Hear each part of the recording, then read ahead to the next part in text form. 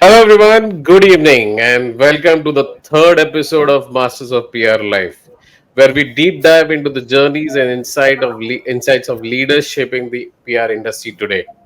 I'm Vikram Kharvi, your host, and thank you for joining us today. Our guest for this episode is Vineet Handa, the founder and CEO of Kaizzen PR Services, a PR consultancy that has been consistently growing and evolved over the years. Vineet started his journey in the late 1990s, navigating the early days of the Indian PR industry when it was still finding its feet. Now, with over 16 years at the helm of Kaizzen, Vineet has seen the industry transform in ways few others have and has been part of the evolution at every step. Today, as he leads not just his consultancy but also contributes to the growth of the industry as the secretary of PRCAI, driving conversations around collaboration and progress. We are excited to learn from his experiences and get his perspectives on some of the challenges facing the industry and hear about the person behind the profession. Let's get started. Thank you, Vineet, for joining us today. A big thank you to you, Vikram. It has been always a pleasure talking to you. Of course, here I'm really looking forward to, but every time we have met off screen, it has been fun talking to you. And always have picked up something, learned from you. So I'm really happy that you chose me as your third episode. Uh, uh, I'm sure you had a better choices as well, but thank you for giving me this opportunity. You're being too humble, Vineet. Thank you for that. So, Vineet, let's start. Let's start from the beginning. You ventured into PR in the late 1990s, probably when the Indian PR industry structure was still developing. You said the first job was CMCG. What did those early years look like for you, and how did those experiences shape the vision and values that probably later became the foundation of Kaizen? So very interesting. You said early years uh, when the industry was developing. Honestly, 24 years down, doing the same thing, which is PR, and I still feel that industry is developing. Yeah. So I think that's the great part about our industry. That's something which I personally feel is never stopped. Mm. It's that it's ever evolving industry, and that's what I would start with. But going back to my journey, you know, uh, like many of us, at least of Yeah. my generation people, PR Yeah. is PR by chance. That's what happened with me too. In 2000, so before PR, I did two, three jobs. Fortunately, unfortunately, they were all in the industry where media, communications, marketing was part of it. For an example, it was ABCL, then Yeah. it was Al Fazl Group in Dubai, and things like those. So, not exactly PR, but I had hands into media. So, that's Mm. how I would say.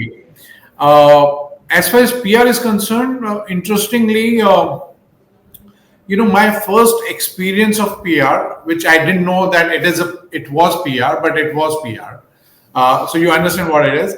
I was a Yeah. trainee with ABCL when Hmm. the Miss World India was happening in Bangalore. Yeah. I was still finishing my MBA, and Ashwini Singla, Priya at that time, had this account of Hmm. managing Miss World.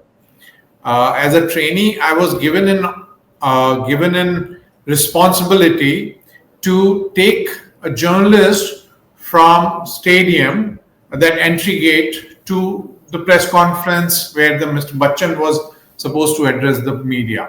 So my Yeah. job was to hand over them the press kit and take them over to the as an usher.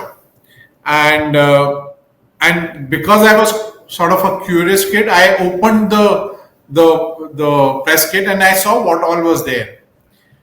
And when I started my PR career with CMCG, Samir Kale, I remember, asked me, what do you understand about PR? Uh, So apart from what I read, otherwise, I said this is also what I have done.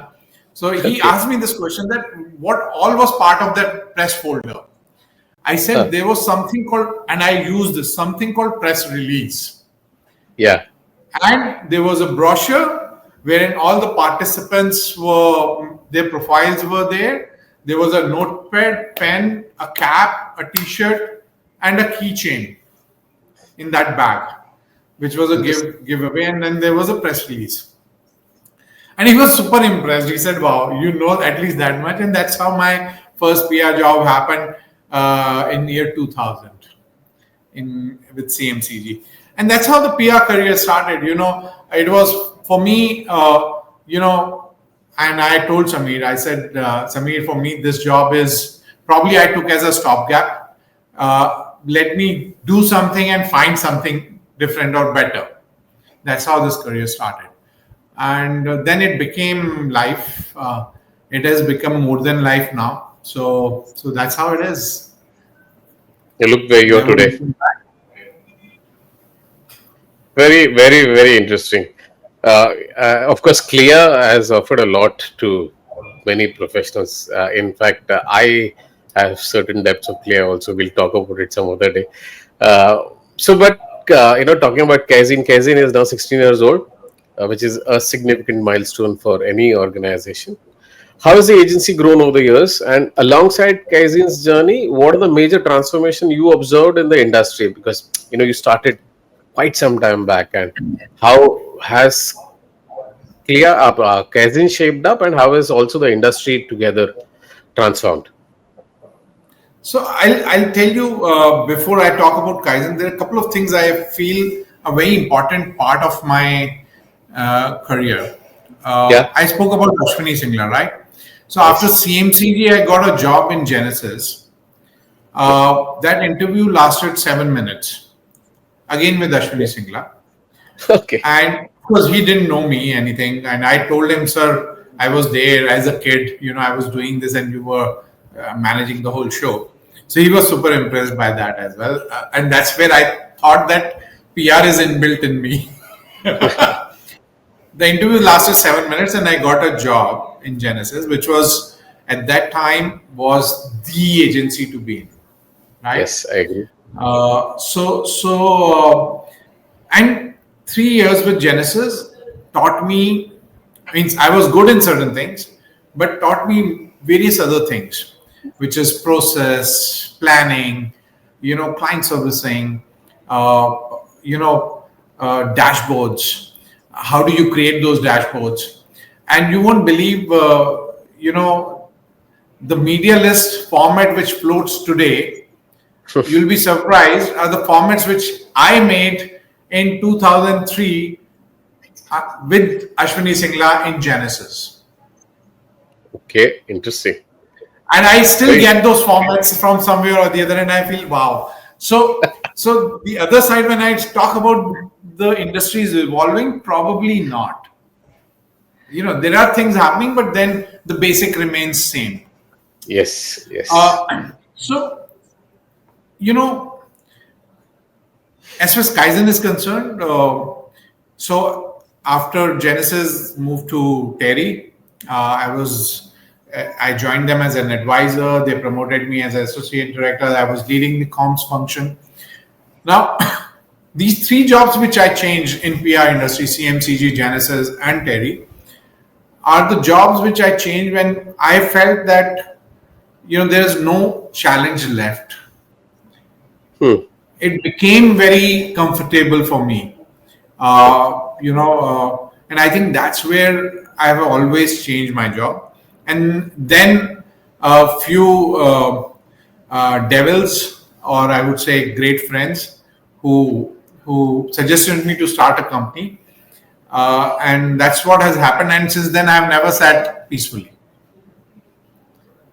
It's a very different way of saying this, is you're at peace because there is a lot of satisfaction, but at the same time, you as a human being, you're always on the roll, you're always Yeah. thinking. And that's what I even spoke at the launch of Spark. that it's a nasha. There's nothing Hmm. less than a nasha. And doesn't matter how was your previous day or a previous evening or the next morning is different. Is full of energy, full of fresh thinking, fresh thoughts. Uh, you know, I would have lost 50 pitches in a year, but even if there is a 51st pitch I go for, I will bring the same energy and I'll say, hey, let's do it. We can do it for you. So I think that's something which is different about being an entrepreneur. As far as Kaizen is concerned, when I started, my dream was to have 50 employees, and I would have Yeah. achieved. That's like moksha for me. Believe me. Uh, we used to say, "Hey, we're adding 3 clients a year. Wow, amazing! We've done really well." And but how these milestones, these essentially goals keep on moving is something very interesting. When we became 50, we said, hey, 100 is the target. Let's look at. And honestly, if I really tell you, in my 16 years of Kaizen, I never had this goal of 100 clients. I always moved with the number of headcounts. People. And I thought if I have number of headcounts, the business will automatically come in, and exactly that's what is happening with us. Correct. So today, when I'm talking to you 16 years down, we probably, I mean, I don't have an exact number today, but probably 200, anywhere between 210 to 220. That's where we are. We have 6 offices in India. We are in Middle East. We are a full service agency. We have a strong digital social advocacy practices. Our Middle East office, which we launched last year, is doing extremely well. God has been kind. So I think overall it has been a very satisfactory journey. We are growing, and the best part about this growth is the clients which we had on day one of Kaizen are still there. Are 2 or 3 clients which we had are still our clients. So I think Yeah. that is what the story is about. Totally There agree. are Totally agree. there are at least over a dozen of people who are more than 6 years, 7 years with us. So that's the story. And why these dozen people are very important, and I'll tell you. 31st March 2020, COVID happened. Exact count of Kaizen employees were 34. Hmm. Today, I'm talking to you exactly after 45 months. We are 8 times of that or 7 times of that. That's amazing. So that's the journey. It's really amazing. So, guys, Vineet spoke about the book Spark. I need to plug that in here. Vineet was recently, his profile was covered in a book called Spark, launched by my two very good friends, Amit Prabhu and Sarika Chavan. This includes 25, 24 other professionals as well. So, including Vineet, it's 24. It's the journey of these professionals which has been covered in the book, and it's very, very inspiring. Read, I think you guys should pick it up. It will tell you how the industry was and how it's been moving, and what has shaped the industry. It's a very good read for PR professionals if you are serious about a career today, and it's probably the first of its series. There are many more to come, so pick up your first book very soon. So Vinith, you spoke about how you got into the industry. I believe at that point in time there were no PR schools as such, and I also remember reading in the book itself that you came from a Hindi medium. So, and then you got into the beer industry. Today, we expect people to come from, large schools where communications has been taught or journalism has been taught. Uh, but you are so successful today. Why don't we go and pick up people from grassroots and, actually beat the talent gap that we have in the industry? no offense here, and I apologize to people if somebody feels bad. If I have a guy sitting here from say Meerut or Hmm. say Lucknow or say from Jabalpur or Bhopal or Morena, I will bet on him more than a guy who's sitting in front of me from Delhi and Gurgaon. Why so? That is something because I have seen, lived that life. Hmm. you know at every stage of our life we had to prove ourselves. Yes. We have had that journey of earning our respect, earning our rights, earning, doing that, walking that extra mile, because somewhere down we knew that we are not that privileged. True. And honestly, not that every time I'm successful, but Kaizen is full of those stories. Lovely. Kaizen is full of those stories. I can give you numbers of stories where kids have come, started working, and they're doing extremely well in certain areas, and we are helping them to grow further, build on that, their shortcomings and stuff like that. So I think that's something which is very important. You spoke about PR schools, right? It's Yeah. great that we are getting industry ready people. We are getting industry ready people, but I still feel that in probably we are the only industry where I would rate attitude more than the skills. And I think that is something which is very, very important. Attitude of learning, attitude of patience, persuasion, attitude to build relationships, Yeah. right? Attitude to be there, attitude to be professional, Hmm. attitude to be go getter, attitude to not lose heart by losing something, Yeah. right? We know today that, and Vikram, you would know that if you've got 100 stories right, you probably Hmm. have lost 500 story opportunities. Correct.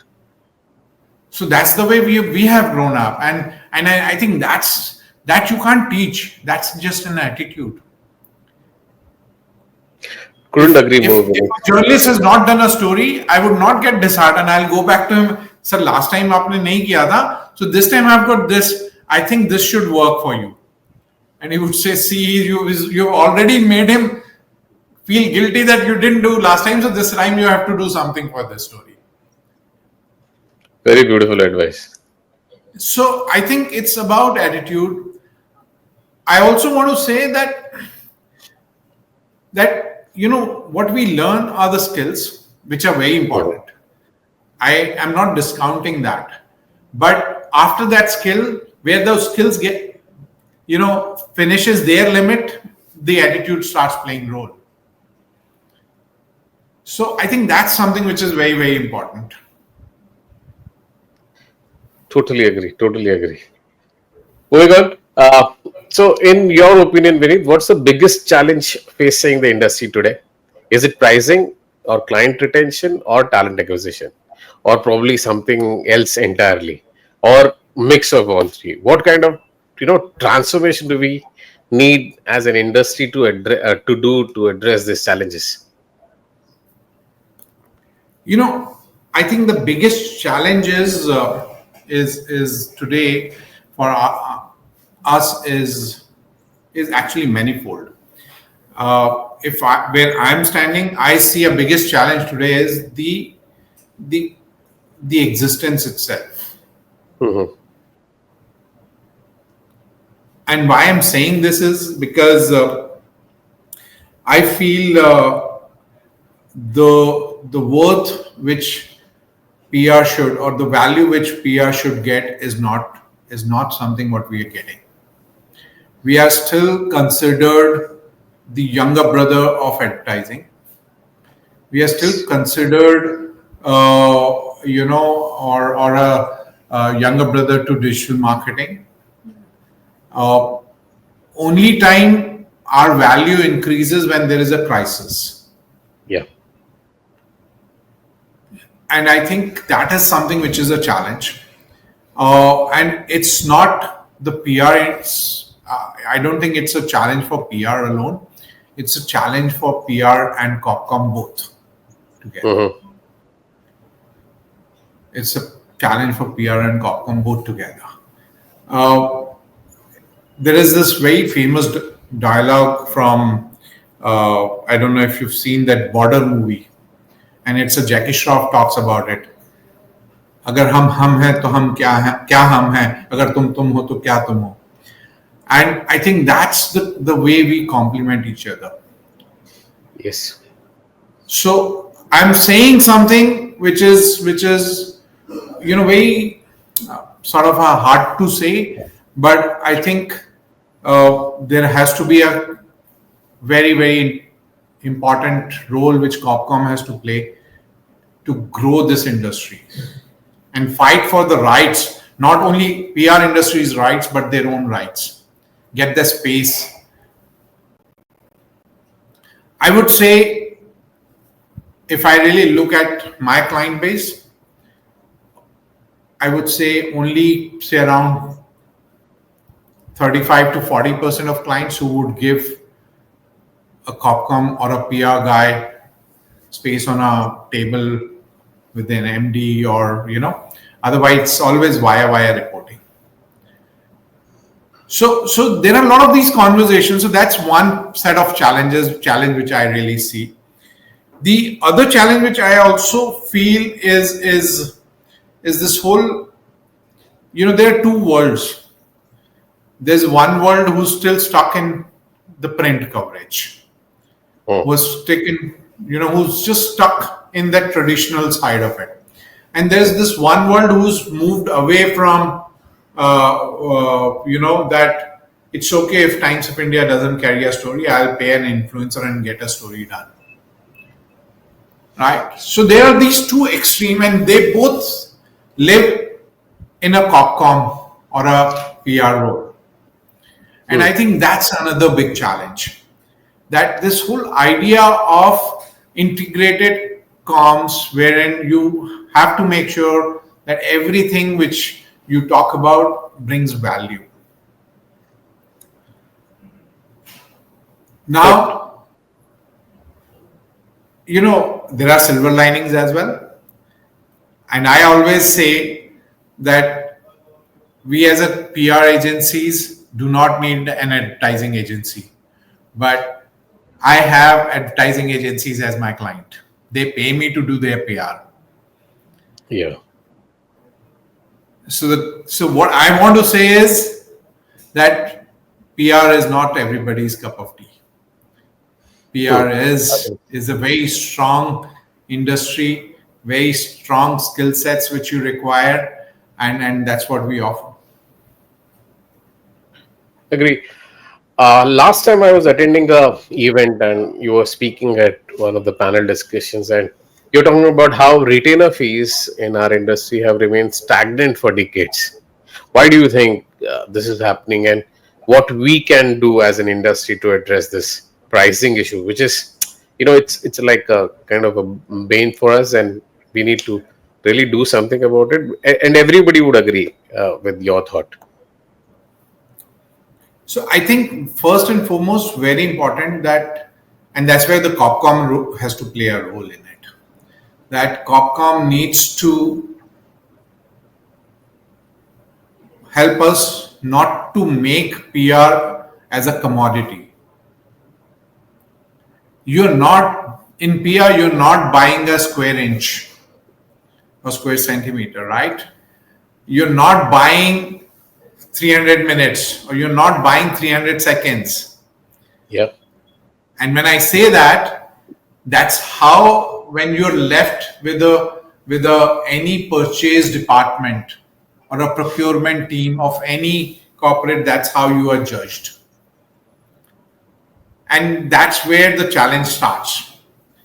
So that is one big challenge which we have in our industry, that for a procurement, for them, savings on the budget is their incentive. Hmm. Savings on budget is their incentive, but how many copcoms can really go and fight that out? Yeah. Because ultimately the drop in service quality is copcom's role, right, to manage Yes. this. And how can you really, and we have, I mean, so Vikram, you, let's be fair, we all know the case studies here in the industry, Yeah. right? The second part, probably, which we cannot do much about, is the competition. Hmm. Because the industry is open, because there is a cutthroat competition, which the companies take benefit of. Hmm. And I have had case study. I would not say I have multiple case studies, but I have had case studies where clients have come back to me in 3 months' time and said, "Hey, let's see if we can work this out," Yeah. because it didn't work with the other agency where they thought they'll save money. Yeah. So I think it's a mix of all of that. Uh, this whole business of retainer, when I started Kaizen, used to fight for 1.5, 2 lakh rupees retainer. Even today, I'm discussing the same retainers Yeah. with the clients. There are clients who understand and who have those ballparks, but you'll see it's a 80-20 rule. 80% of the clients would be in that category of between, say, 1 to 2.5, 3 lakh retainer, and only 20% clients would be in a sort of area where you have, say, 60 lakh or 50 lakh above retainers. So I think that's the challenge. And that challenge I don't see going away soon, until unless and I think I wanted to speak about this in my last question which you asked, that we need to work closely with copcoms need to understand the pain. Hmm. I When I started Kaizen, we used to hire freshers in 10,000, 12,000. Today, I mean, I would be a criminal if I even offer them less than 35, 40, or 45,000 rupees per Of month, course. Of course. right? So keeping that in mind, how do you then justify this? True. So I think as an industry, Copcoms, even the CXOs need to really think about it. If they want to create partnerships, partnership has to be mutual. Partnership has to be at equal ground, and they need to pay definitely better. Perfect. And everybody in the industry would agree to this. But what does industry associations, where do they come in? What kind of role they can play? You are a secretary of PRCI. You play a crucial role in shaping the industry's future. What are the initiatives or changes you guys are currently taking while working through PRCI? And what impact do you hope to achieve? So I think there are multiple areas which, as a PRCI, we've been sort of involved in working closely on. Uh, and I would say I became a PRCA member during COVID. So I think around 5, 6 years now of this, or just before COVID.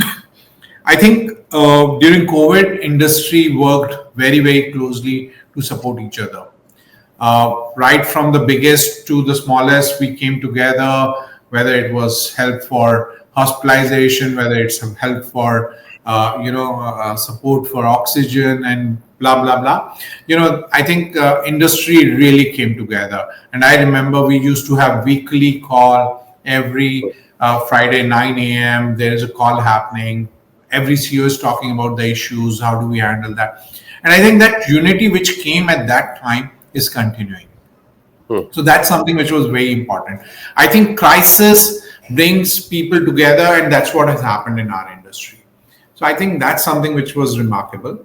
After that, there are 2 or 3 bigger challenges which we sort of, as an industry association, we took over.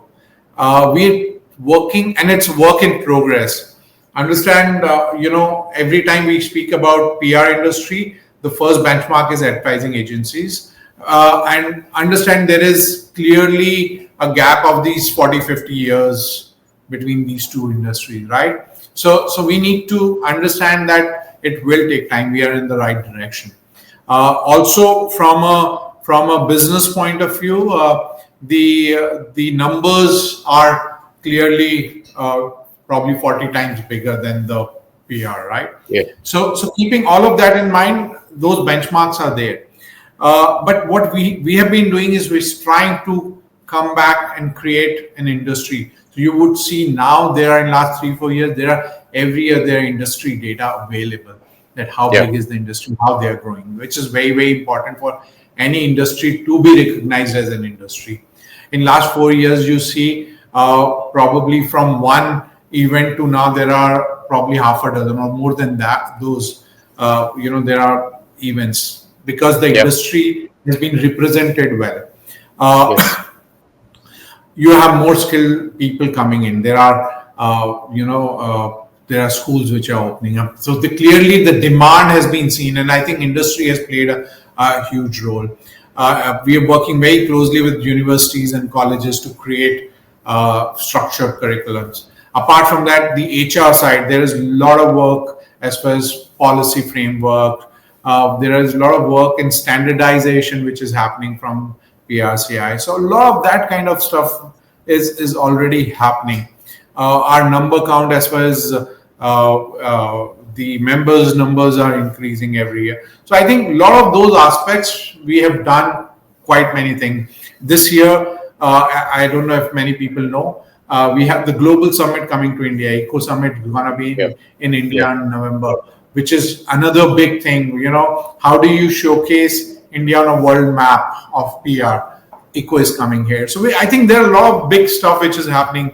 Last year, we started our own flagship event called Prana, Yeah. where the idea is to actually bring the C-suite in that room, not only as a speaker but also as an audience to understand the value which PR can bring on. So I think from macro to micro, there's a lot of activities which has been happening. It has been a super active year, 2024. 2025 is going to be much bigger and better year for us.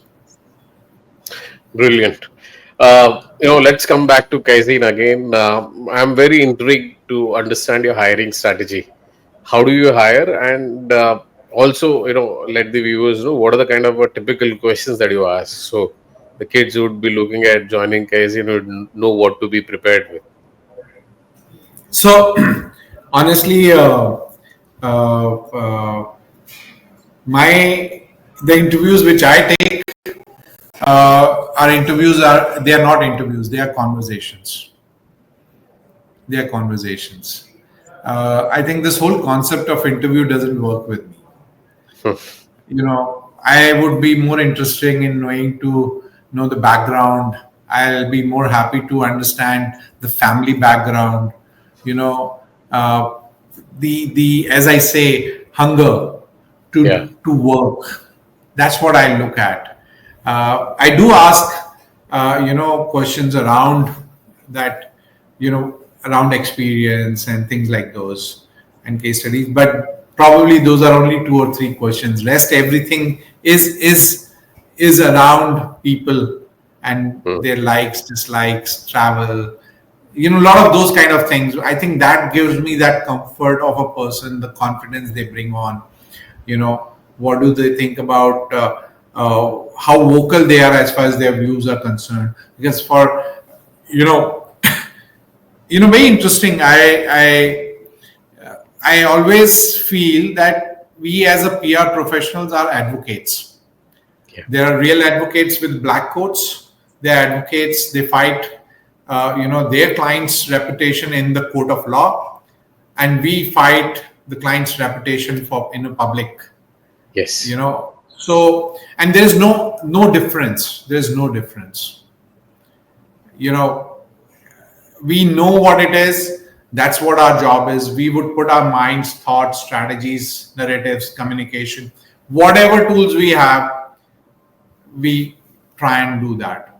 We take this as a very and it's a proud thing for us, and if clients understand us in that aspect, that's what we want ultimately, that we are considered as an advocate for them, who actually either save or build their reputation in with public at large.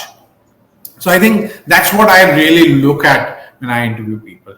I hardly interview people nowadays, but whatever I do, yeah. Very well said, Vineet. So, we've spoken a lot about Kaizen and the PR industry. Now, let's talk about you as a person. Who is Vineet Handa outside of work? What are your passions, hobbies, or probably routines that help you unwind and recharge?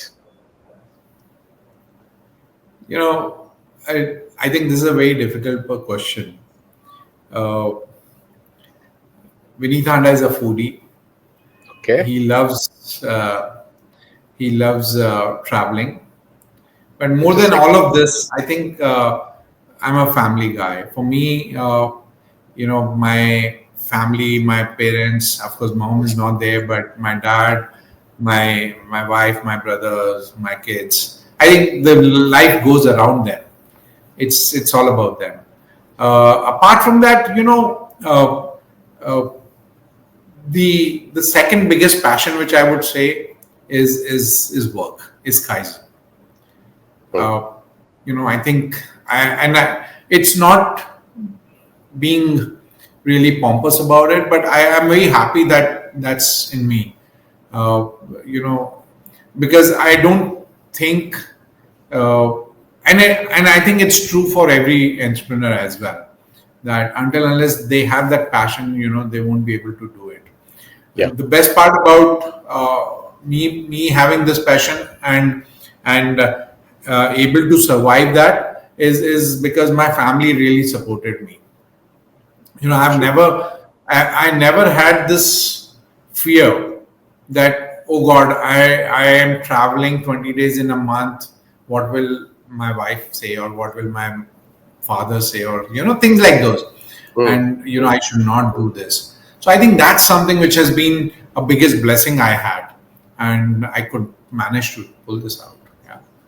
But otherwise, there's another side to me which is very me, which is more towards religious side, and I think Hmm. I'm happy not to talk about it. That's something which is too personal for me. We'll talk offline. So, finally, Vineet, for young professionals stepping into the PR industry today, what's your advice for building a career that's truly impactful, sustainable, and rooted in integrity? Uh, it's a tough one because I don't know. Uh, uh, and why I'm saying tough one, because I feel everybody has their own journey. They learn with their own either success or a mistake, and both these things teaches you something. Uh, I personally feel that, and today's, especially the youngsters, I meet a lot of them who are confused about a career. Hmm. They would try three career lines and then say, hey, I want to do this, and in that they will lose everything. So Hmm. they're neither there, they're neither here nor here, kind of a situation. So I personally feel that no career is a bad career. So far you create love. Love doesn't happen on a first sight. At least in career, it doesn't happen like that. So you have to create, you have to work towards creating that love aspect to it, and that will only happen when you are patient and you're spending time on it.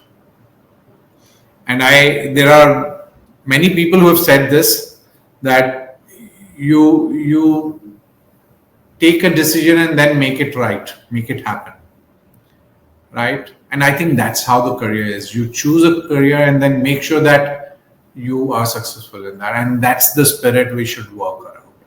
that now since I have got into it, I'll make sure that I'm successful in it. Right. Last time, in fact, you also spoke about the importance of staying there, whatever happens. Showing up, staying there at the stage.